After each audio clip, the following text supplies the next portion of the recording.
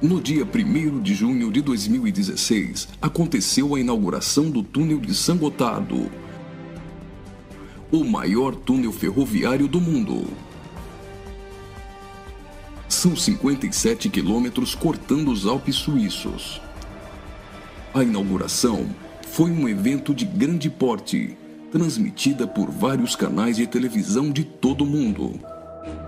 A cerimônia teve uma apresentação artística, como a das aberturas de Copas do Mundo ou de Olimpíadas. A encenação, intitulada Sacre do Gotardo, foi carregada de elementos do ocultismo, além de trazer mensagens de uma nova ordem mundial. Muitas autoridades e a Nata Econômica Europeia participaram dessa solenidade. Dentre as personalidades presentes estavam o presidente da Suíça, Johann Schneider, a chanceler da Alemanha, Angela Merkel, o presidente da França, François Hollande, e o primeiro-ministro da Itália, Matteo Renzi. A inauguração do túnel teve ainda uma celebração ecumênica e recebeu a bênção sacerdotal de um rabino do judaísmo, de um imã do islamismo, de um padre da Igreja Católica e de uma pastora luterana. Vamos analisar alguns elementos dessa celebração bizarra, que muitos analistas chamaram de inauguração da nova ordem mundial. Na primeira parte, em ambiente fechado, a humanidade é representada por uma marcha de zumbis, pronta para receber ordens. Surge então um anjo na forma de bebê. Aparentemente, este representa Lúcifer. O anjo caído já começa a apresentar semelhanças com Baphomet, que é um dos principais símbolos de Satanás em algumas linhas de culto pagão. Observe, dentre as personalidades presentes, esse sujeito, portando um cetro e vestido com traje de algum tipo de organização ou irmandade. Ele traz um broche com a figura de um bode que deve representar também Baphomet. A cerimônia macabra evolui para a aparição de um homem-bode, representando um demônio-chefe.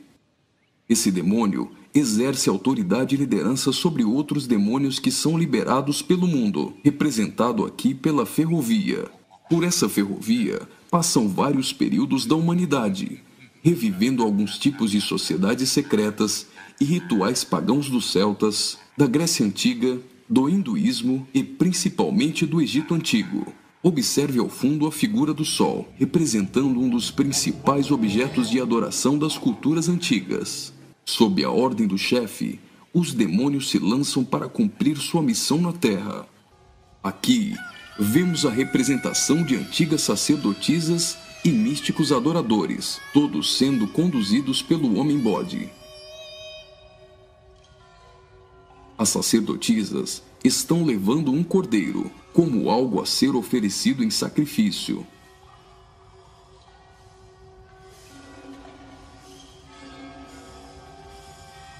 Observe a semelhança dessas sacerdotisas de branco com as adoradoras de Ísis.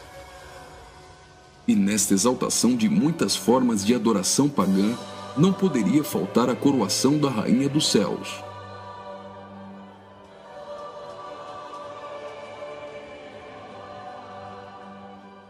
A cerimônia prossegue, agora em um ambiente externo.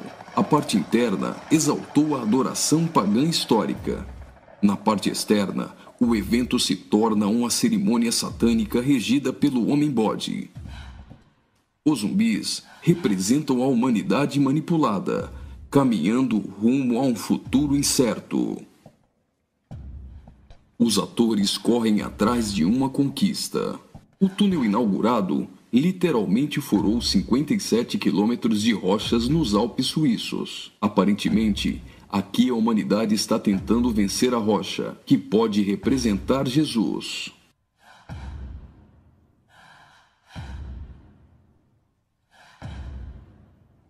Por várias vezes, eles investem desorganizadamente contra a rocha, mas todas as tentativas são frustradas.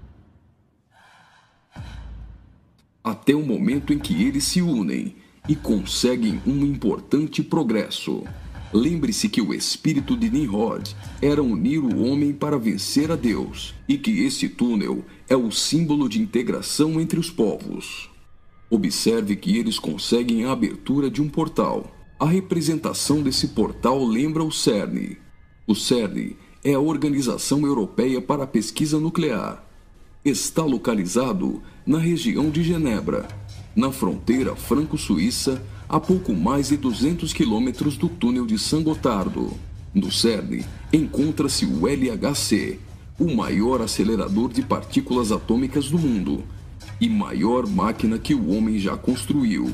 Ele tem 27 quilômetros de circunferência e está a 100 metros abaixo da superfície. O CERN está em busca da antimatéria e tentando recriar o Big Bang. Mas o CERN também tem um propósito esotérico ocultista nem tanto oculto. Segundo a própria comunidade científica, o CERN pretende acessar outras dimensões e se conectar com forças desconhecidas. O respeitadíssimo físico Stephen Hawking advertiu que os experimentos do CERN podem representar graves perigos a nosso planeta. No prefácio de seu livro, Stardust, Hawking afirmou que o acelerador de partículas poderia causar uma decadência catastrófica do vácuo, o que levaria o tempo e o espaço a entrarem em um colapso. Isso poderia destruir não somente o planeta Terra, mas também o sistema solar e todo o universo.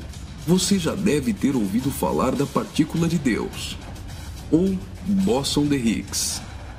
Até o Papa implorou à comunidade científica a suspender as operações do LHC, advertindo que eles poderiam abrir os portões do inferno.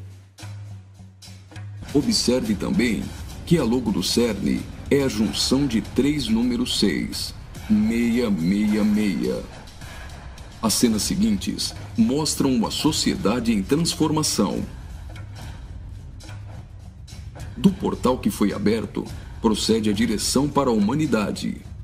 Veja que uma nova sociedade vai surgindo. O espírito da rebeldia e da sensualidade marcam as pessoas. A decadência da humanidade é representada tanto na forma de uma queda literal, como através da sensualidade.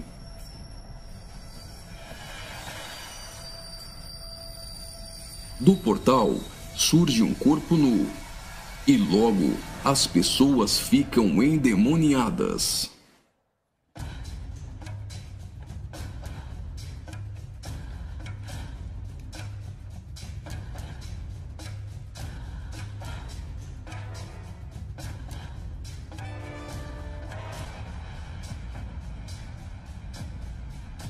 Veja a representação de que existe algo dentro deles. Trabalhadores do túnel aparentemente são representados aqui, mas observe que a verdadeira representação é o deus Shiva, da trindade hinduísta. Shiva é o deus da destruição. Ele destrói para dar lugar a algo novo. A dança de Shiva é considerada a manifestação física do ritmo cósmico. Observe que na entrada do principal laboratório do CERN existe uma imagem de Shiva.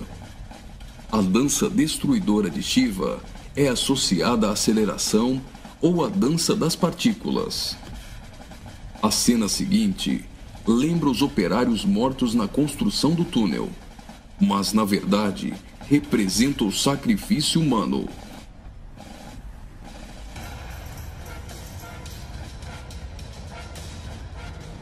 Veja que os corpos são lançados para dentro do abismo.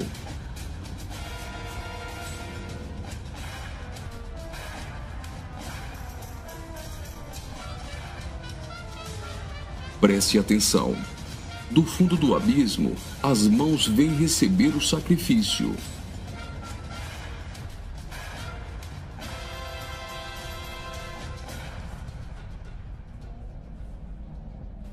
A morte dos trabalhadores dá lugar a 3 almas que sobem do abismo.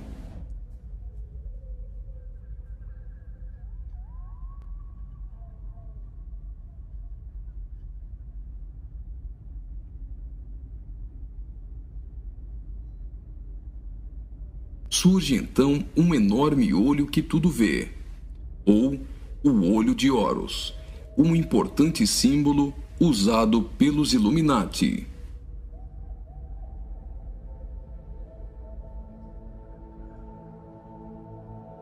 Agora, o Homem-Bode passa a ter um papel ainda mais importante na cerimônia, e as representações do livro de Apocalipse vão ficando mais evidentes.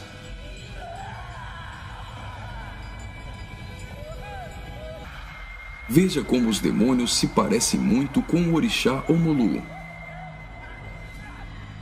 Do portal surge uma figura de um homem, misturada com a de um bode e 3 escaravelhos egípcios. O escaravelho simboliza o deus Khepri, o deus do sol nascente. Homem e bode se fundem, representando a encarnação de Satanás e o surgimento do Anticristo. Ele não será um homem normal. Sua autoridade e poder provém do próprio Satanás. Uma personagem, aparentemente representando a deusa Ísis, surge para ungir o Homem-Bode, que é a própria besta. Como a cerimônia de coroação de um rei, a besta é ungida governante sobre todo mundo. Observe novamente que os demônios lembram muito o orixá Omolu.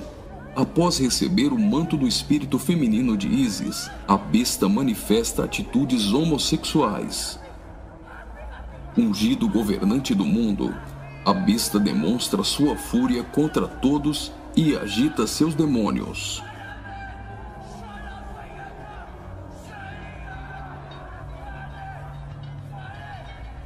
Logo, os demônios sob comando da besta ficam ouriçados.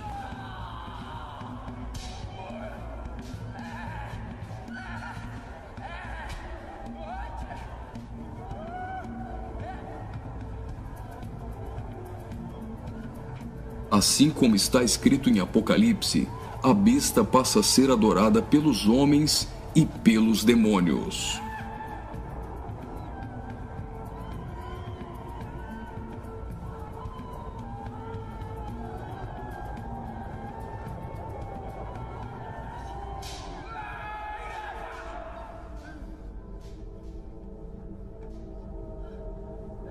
Observe agora o surgimento de 11 personagens, aparentemente representando a Igreja dos 11 Apóstolos. A besta terá autoridade para perseguir a Igreja e para matar os que não lhe adorarem.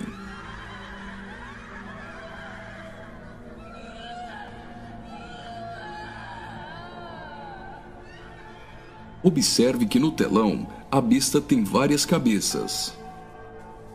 Logo, a besta parece ter sido ferida na cabeça. Leva as mãos à cabeça e vai caindo. Segue-se então uma cerimônia fúnebre, com um antigo canto germânico do ocultismo. Veja essas pessoas carregando árvores secas invertidas. Observe que as raízes estão para cima.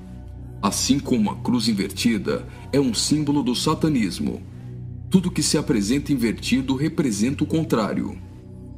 A imagem do telão é a árvore da morte, que é o contrário da árvore da vida.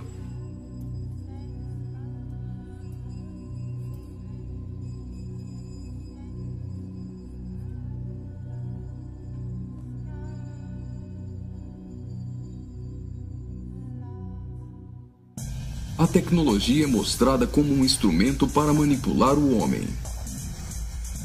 O avanço da ciência nos últimos dias foi profetizado por Daniel. Observe agora a semelhança da imagem no telão com a Pokébola do game Pokémon Go.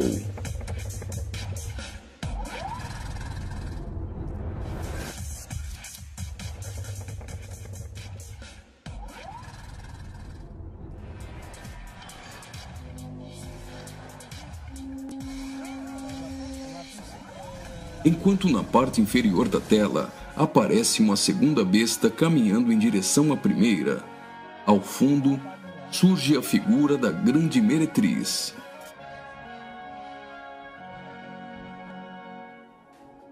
Observe que a segunda besta ressuscita a primeira.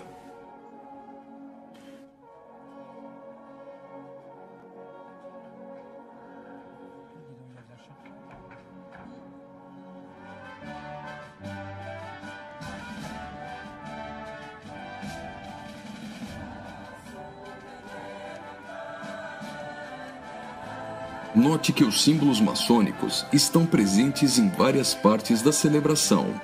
Aqui, temos o olho de Horus e o compasso com um esquadro.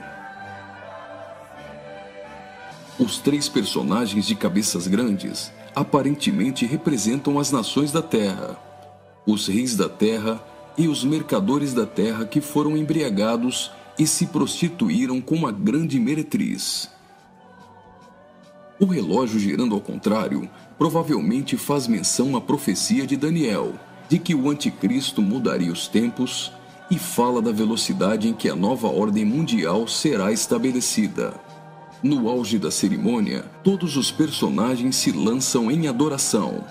Mas afinal, o que eles estão adorando?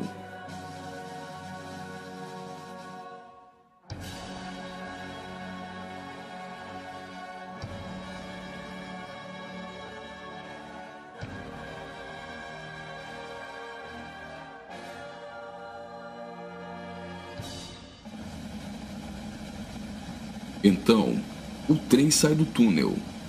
Mas certamente eles não estão adorando um trem. Eles adoram aquele a quem pensam que venceu a rocha. Eles adoram o grande dragão, a antiga serpente, que se chama Diabo e Satanás, o sedutor de todo mundo. Pensam que Satanás venceu a Cristo. A celebração é como se fosse uma grande vitória, como a consumação de uma enorme conquista.